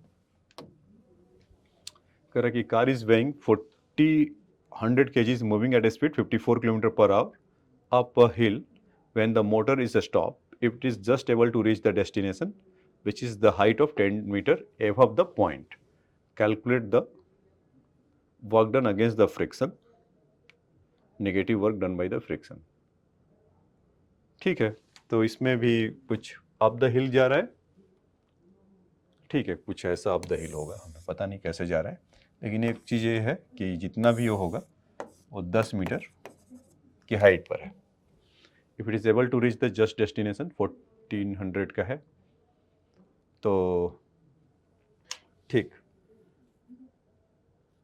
तो होगा क्या कि जो इसको इनिशिएटर है 54 किलोमीटर पर आवर से ऐसा अगर जा रहा है इंटू 5/18 से कर ले तो कितना आ जाएगा बच्चों, 15 मीटर पर सेकेंड से इसके पास इनिशियल काइनेटिक एनर्जी है। तो फाइनली इसका काइनेटिक एनर्जी 0 होगा और पोटेंशियल एनर्जी कितना हो जाएगा बच्चों, mg इंटू 10। और साथ ही साथ ये जो काइनेटिक एनर्जी है खाली पोटेंशियल एनर्जी कन्वर्ट करने में नहीं गया है, कुछ इसमें फ्रिक्शन भी हमेशा एकदम ऐसे लग रहा होगा ना, तो फ्रिक्शनल फोर्स भी है। तो काइनेटिक एनर्जी इनिशियल कितना हो जाएगा 1/2 इंटू 1400। तो क्यों ना उस मास को भी हटा ही ले, मास को भी हटा ही ले। तो मास को जब हटाएंगे यहाँ से तो हाफ m v स्क्वायर, इसमें whatever the V square जो इतना होगा बाद में देख लेंगे, इनका mgh तो mg इंटू 10 और work done by the frictional. तो फ्रिक्शनल फोर्स को उसके बारे में तो है नहीं, कोफिशिएंट ऑफ फ्रिक्शन कुछ और है, तो ठीक है अब हमें पुट करना ही पड़ेगा कि डेटा वैसा गिवन नहीं है। तो मास हमारा कितना हो गया 1400, 1400/2 इज 700 और 5/18 इंटू मल्टीप्लाई बाई 54 तो हमारा कुछ आ गया 15। तो इन सबको यहाँ पर पुट किया जाए तो 1400 और इंटू इस 15 का स्क्वायर हो गया इक्वल टू mgh 1400, g का वैल्यू 10 और हाइट हमारा 10 है इक्वल टू wf। तो ये हो गया 700, 15 इन स्क्वायर इज 225 इंटू 7। तो इसको ऐसे ही रखे रहते हैं 225 इंटू 700 माइनस 1400 इंटू 100। तो देखते हैं क्या कुछ कॉमन आ जा रहा है, वही हमारा आंसर भी हो जाएगा। तो पहले तो 100 एक तो कॉमन है ही है, ये वाला 100 और 225 भी है। तो 225 में से 25 अगर वहाँ से लें मतलब 2500 कॉमन ले लेते हैं। तो क्या बचा यहाँ से 7 बचा, अगर 100 लिए होंगे और 25 यहाँ से ले रहे होंगे तो 25 9 जा होता है, तो 9 7 जा 63। 25 यहाँ से लिया और 100 यहाँ से लिया तो 9 बचा और यहाँ से 7 63। ठीक है, अब 100 यहाँ से भी लिया था या 100 यहाँ से लिया और 25 यहाँ से लिया तो 4 बचा यहाँ पर और यहाँ से 14 ही बचा है। तो 14 4 जा कितना होता है 56। तो फिर से वहाँ से 63 माइनस 56 इज आवर 7। तो 25 इंटू 7 तो 175, 25 7 जा इज 00। इतना work done against the friction हुआ होगा। इसको अगर स्टाइल में लिखे तो 1.75 इंटू 10⁴ जूल आ जाएगा बच्चों। यही होगा भी आंसर उनका। नंबर क्या है 33। ठीक है 20,300 है तो मस्ट भी जी का वैल्यू 9.8 लिया हो, क्योंकि ये डेटा इतना बड़ा है ना तो इसलिए थोड़ा फ्रैक्शन भी चेंज हो रहा होगा, तो 2-3 हज़ार का डिफरेंस वहाँ से मिल जा रहा है क्योंकि उसमें है। ठीक है, क्योंकि यहाँ से डेटा आपको अगर चेक करना है कि कितना ऐसा एक कम क्यों आ रहा है तो 0.2 मान लीजिए और उसका वैल्यू कितना है 1400, तो 280 तो ऐसे ही आ गया है और इंटू 10 तो 2800, तो इतना ही कम है ना 3000। तो देखो 3000 जैसे ही ऐड करेंगे तो एग्जैक्ट आंसर आपको उधर से मिल जाएगा। जी का वैल्यू कर उस पर डिफरेंट माया है। तो खैर अप द हिल बोला था, कैसा हिल है पता नहीं, आर्बिट्री टाइप का किसी भी मोशन में लिख लिए। तो हमें समझने के लिए क्या था कि यहाँ से इनिशिएटर क्या था, that much of kinetic energy, और जब हाइट पर यहाँ पर आ रहा है तो क्या हो रहा है, this of the kinetic energy is converted to in the potential energy, इस तरह से। ठीक है, अब आते हैं नेक्स्ट में। कह रहा है कि small block of mass 200 gram is kept at the top of the frictionless incline which is the 10 metre long and 3.2 metre high. तो एक अपना फर्स्ट क्लास इंक्लाइन प्लेन निकाल लिया जाए यहाँ से ऐसा। ठीक है, और एंगल उनका थीटा है, कुछ कुछ डेटा दे रखा है कि इस 10 मीटर लॉन्ग है और 3.2 मीटर हाई है, और यहाँ पर ब्लॉक है। तो how much work has required to lift the block from the ground to put in the top. तो फ्रिक्शनलेस है तो कोई तो बात ही नहीं है, तो अगेंस्ट द ग्रेविटी आपको काम करना है। तो आप इसको ऐसे 10 मीटर लेके जाइए या तो ऐसे लेके चले जाइए, क्योंकि डिस्प्लेसमेंट तो इतना ही होना है। तो वर्क डन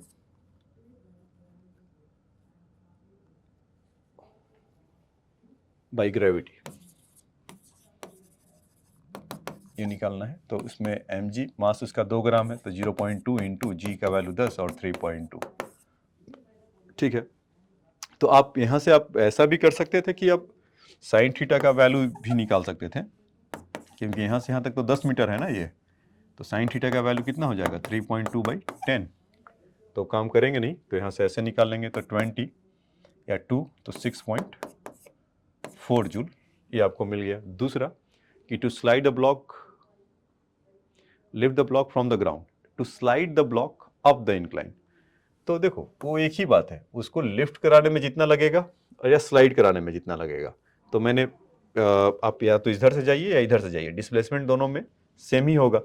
तो इससे हम कह सकते हैं कि जो अगर slide along the incline plane आपको जाना है, then it will be the same 6.4 joule will have to be do a work. और या तो आपको लिफ्ट अगर आप करा रहे हैं ग्राउंड से यहाँ पर, तो 3.2 मीटर की तरफ के लिए है, तब भी आपको उतना ही करना पड़ेगा। तो ए और बी पार्ट का दोनों का आंसर सेम ही होगा बच्चों। ठीक, ये बात समझ में आया होगा। अब क्या कर रहा है, it is fall of the incline and drop vertically on the ground. Oh, what will be the speed of the block when it is reaches to the ground? If C fall off the incline, drop vertically off the ground and D slide down the incline. तो देखो दोनों बात में वो same समझाना चाह रहा है कि यहाँ से अगर हम ड्रॉप कर रहे हैं तब कितना होगा, या जब इसके साथ ऐसे आ रहे हैं तब कितना होगा। तो अल्टीमेटली इसका पोटेंशियल एनर्जी ही लोअर होगा और वो काइनेटिक एनर्जी में कन्वर्ट होगा।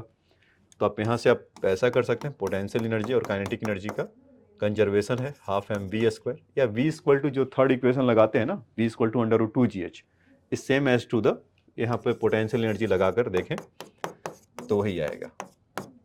तो v का वैल्यू कितना हो जाएगा √2gh, ऐसा देखिए पोटेंशियल एनर्जी जितना होगा उसका इसमें होगा।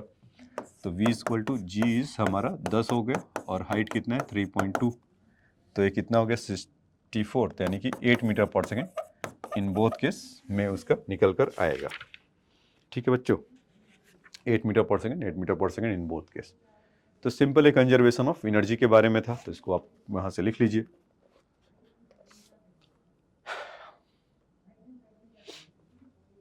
अब आ जाइए नेक्स्ट क्वेश्चन में चलते हैं। कह रहा है कि in a children park there is the slide which has the total length 10 metre and the height 80 metre. ठीक है, हाइट इज 80 मीटर, 80 मीटर नहीं होगा, 80 मीटर में तो बच्चे फिर तो बहुत परेशानी करेंगे।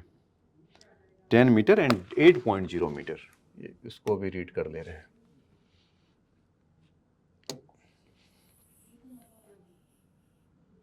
ये ठीक है, उसमें कह रहा है कि 10 मीटर है और 8 मीटर है, तो इसको मान लेते हैं कि ये हमारा 8 मीटर है और ये हमारा 10 मीटर है।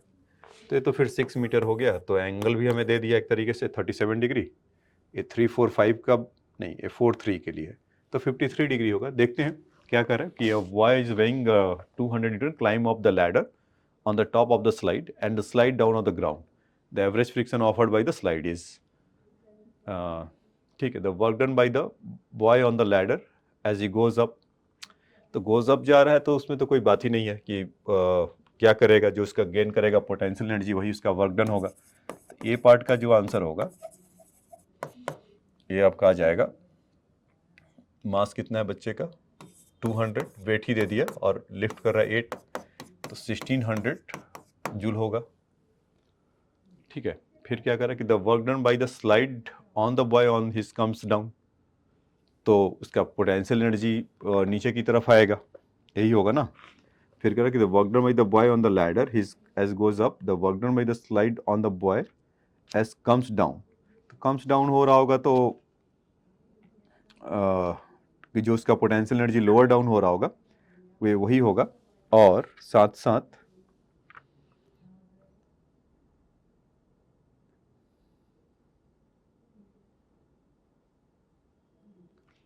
अच्छा, उसमें क्या एक बोला है कि the work done by the boy on the ladder as he goes up, by the boy on the ladder. ओ, तो लैडर में तो कोई मूवमेंट नहीं है ना, वो कैसे भी जाए, जैसे ऐसे जा रहा तो लैडर तो अपने ही स्थान पर है, वो तो चेंज कर नहीं रहा है। तो work done by the boy on ladder it is 0, ये ऐसा नहीं, ये 0 होगा बच्चों। क्यों? क्योंकि वो जितना भी फोर्स लगा ले, लैडर तो मूव कर नहीं रहा है, वो मूव कर रहा है, that is Y the work done by the slide on the boy as is come down. तो उस केस के लिए आपका अगर कम्स डाउन, अगर ऐसा नीचे की तरफ आ रहा है तो उसका वर्क कितना करेगा, 8 मीटर का है और उसका ठीक है।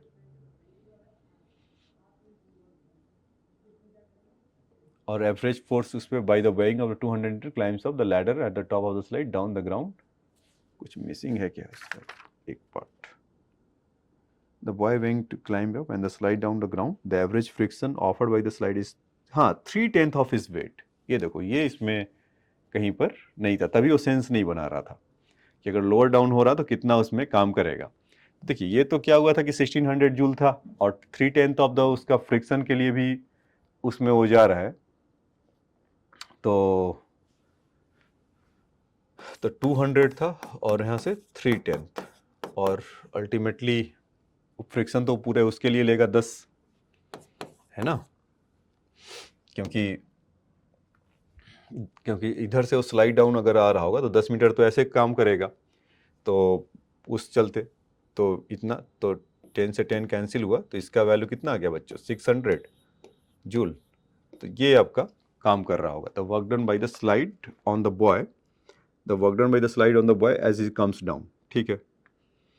फिर करके work done by the ladder on the boy as it goes up, तो जब ऊपर की तरफ जा रहा था, जो पहले वाला निकाला था, फिर तो उसका वही आंसर हो जाएगा, क्योंकि लैडर इस पे कितना कर रहा होगा बॉय पर, बॉय कितना कर रहा है लैडर पे, इज नथिंग, 0, क्योंकि लैडर में कोई मूवमेंट नहीं है। लैडर कितना कर रहा होगा बॉय पर, क्योंकि बॉय में मूवमेंट है, तो इसीलिए तो जो पार्ट ये निकाला था उसका सी पार्ट के लिए हो जाएगा, ये आपका बी पार्ट के लिए है। और सॉरी, ये वाला इसको यहाँ लिख देता हूँ, ये आपका बी पार्ट के लिए आंसर है, और ए पार्ट का यहाँ पर एक चीज़ यहाँ मिसिंग है, आप बुक में जाकर देखना, तो उसमें है 3/10 जो उसको कर रहा है, यहाँ पर है, मैं पढ़ देता हूँ आप लोग के लिए। इसमें कह रहा है कि the offer bye the slide at the 3/10 of its weight, तो 3/10 ऑफ देयर वेट, तभी वो सेंस नहीं बना रहा था, तो अब बना रहा है। तो 200 उसका न्यूटन उसका वेट है, तो 3/10 उसका वेट फ्रिक्शन ऑफर कर रहा है, तो 3/10 उसका हो गया, और 10 मीटर आया होगा तो इसके सहारे आया होगा, तो कितना होगा, इतना होगा। Work done by the ladder, अब जो work done by the ladder है, तो इसको यहाँ लिख लीजिए,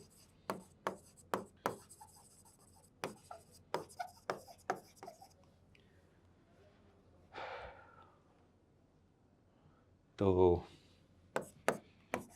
mgh, तो 200 और इस 8 मीटर इस 1600 जूल, ठीक। तो इसको नोट डाउन अप कर लीजिए जरा।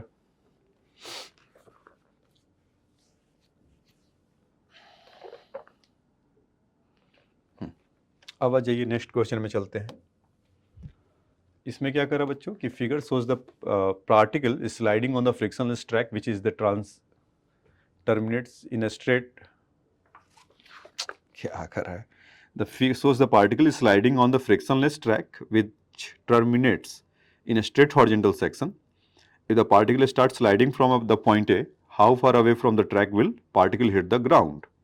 ठीक है, तो हुआ क्या कि यहाँ से ऐसे आ रहा है और यहाँ पर से जब निकलेगा, ऐसे ही निकलेगा ना, तो कह रहा है, तो इसका पाथ कैसा होगा बच्चों, ऐसा कुछ प्रोजेक्टाइल बनाते हुए होगा, तो वो कह रहे हैं। और उसमें क्या है कि वो फ्रिक्शनलेस है, तो मतलब कि कोई जितना भी इसका काइनेटिक एनर्जी कन्वर्ट होकर, सॉरी पोटेंशियल एनर्जी कन्वर्ट होकर काइनेटिक में मिलेगा और वो उसका वेलोसिटी जाएगा। तो आप डायरेक्टली लिख सकते हैं v का वैल्यू √2gh, मज़ा नहीं है तो ऐसे देख लीजिए, 1/2 काइनेटिक एनर्जी तो उस समय इनका शून्य होगा, m इंटू शून्य का स्क्वायर, प्लस उसका potential energy at that time कितना होगा, mgh, तो 1 मीटर इक्वल टू उस समय का हमें वेलोसिटी बताना है फाइनल पोजीशन का 1/2 v स्क्वायर, और उसका 0.58 है, तो 0 into mg into 0.5, so that thing is going this side will have mg into 1 minus 0.5 is equal to 1/2 mv square, mm will cancel, तो g का वैल्यू अगर 10 लेते हैं वहाँ से 0.5, तो फिर से वापस v का वैल्यू कितना आ गया बच्चों, यहाँ से देखिए g, तो g है और 0.5, तो g into 10 into 0.5 is 5, 5 into 2 is 10, ठीक, और 10 v का वैल्यू √10 मीटर पर सेकेंड। तो इस स्पीड से वहाँ से निकला होगा, तब प्रोजेक्टाइल का पाथ कैसा होगा, कुछ ऐसा। तो उसके लिए हमें पता होता था कि when the particle hit the ground, so how much time will take, is this thing is t equal to √2h/g। तो हाइट इनका कितना है, 0.5 मीटर से हो जा रहे हैं, तो 2 × 0.5 और g का वैल्यू 10 ले लेते हैं, तो 1/10, सो 1/√10। एक तो ये है। और उसके बाद कहाँ पर हिट करेगा, मीन्स रेंज एक तरीके का है जो हॉरिजेंटल प्रोजेक्टाइल के लिए होता था। तो हमारे पास ले देकर एक ही कॉन्सेप्ट होता था वहाँ पर, क्या कि horizontal velocity, whatever the velocity is there, multiply with the time taken. तो x का वैल्यू आ जाएगा, तो x equal to v × t। तो v हमारा कितना है, इज √10, और यहाँ से इनका इज 1/√10। तो √10 अपने घर गए, तो इज इक्वल टू 1 मीटर आ गया क्या। तो कहाँ पर हिट करेगा, 1 मीटर ग्राउंड पर, फ्रॉम द जहाँ से वो निकला था। ठीक है बच्चों, तो इसको आप राइट डाउन कर सकते हैं, या डायरेक्टली ये भी आप अप्लाई कर सकते थे, इनका हाइट का डिफरेंस, और नहीं तो फिर यहाँ से आप इसको अप्लाई कर सकते थे। ठीक, अब आ जाइए नेक्स्ट क्वेश्चन में चलते हैं। इसमें देखिए क्या है कि block of weighing the 10 newton is travel through the smooth curve of A B. ये आज का लास्ट क्वेश्चन होगा। A block of the weighing 10 Newton is travel down the smooth curve, track AB joined to the rough। यहाँ के बाद roughness है, तो rough वाला बनाया नहीं। तो जब यहाँ से यहाँ की तरफ आएगा तो इसके पास वेलोसिटी क्या होगा बच्चों, कुछ तो v होगा, तो एक पोटेंशियल होना काइनेटिक में कन्वर्ट होगा। तो यहाँ से हम ऐसा लिख सकते हैं क्या, ½ mv² = mgh। m से m कैंसिल हुआ, तो वेलोसिटी कितना हो जाएगा, √2gh। तो 2 हमारा g और h का वैल्यू इज 1, तो √20 मीटर पर सेकेंड से वहाँ पर लैंड करेंगे। तो when the moment will enter after the B part, when the moment after the enter in the B part, the friction will start acting in the backward direction. So means horizontal surface, how a 1 meter है बच्चों, 10 metre नहीं है, 1 metre यहाँ साफ साफ लिखा है। Above the horizontal surface, how far will the come the rough surface। तो ठीक है, तो how far means की फाइनल स्पीड इनका 0 होना है, तो 0 speed equal to initial speed is u², तो 20 हो जाएगा, -2 × a × s, क्योंकि अब तो सरफेस पे आ गया है, और सरफेस पे जब आता है और रफ है, तो हम a = μg तो बहुत जानते थे ना, माइनस, तो इसीलिए वो निगेटिव में लिखा हुआ है। तो a की जगह पे μ × g रख सकते हैं। तो μ का वैल्यू 0.2 गिवन भी है, तो यहाँ से हम क्या बोल सकते हैं, s = 20/2 × μ इज 0.2, और g का वैल्यू 10 ले लेते हैं। तो यहाँ से जैसा कि 2 and 10 20 कैंसिल हुआ, और 1/0. ये पूछ रहा है 1/0.2, 0.2 इज 1.5, तो 1/5 reciprocal of 1, this thing become 5, तो कितना आ जाएगा, कुछ 5 मीटर ऐसा। ठीक है बच्चों, तो ये बात तो आपको समझ में आया होगा। अच्छा, नोट डाउन करना है तो कर लीजिए।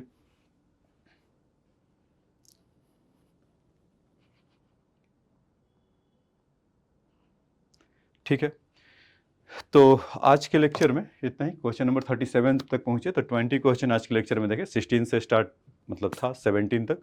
तो नेक्स्ट क्लास में जब मिलेंगे फिर इसी के आज स्टार्ट करेंगे। तो आज के लेक्चर में इतना ही बच्चों। कोई डाउट हो तो मैसेज जरूर करिए। हो सकता है कैलकुलेशन में कुछ ऊपर नीचे हो, तो जी का वैल्यू अकॉर्डिंगली आपको लेना है। फिर उसके बाद क्रॉस चेक जरूर करिए। फिर भी आपको डिफरेंसेस महसूस होता है कि नहीं यहाँ पर और होना चाहिए, तो please message me, can I will reply you, और व्हाट एवर द सॉल्यूशन होगा या फिर देखेंगे, आपको बताएंगे। कोई भी कन्फ्यूजन होता है जरूर मैसेज करिए। ठीक है, थैंक्स फॉर योर टाइम।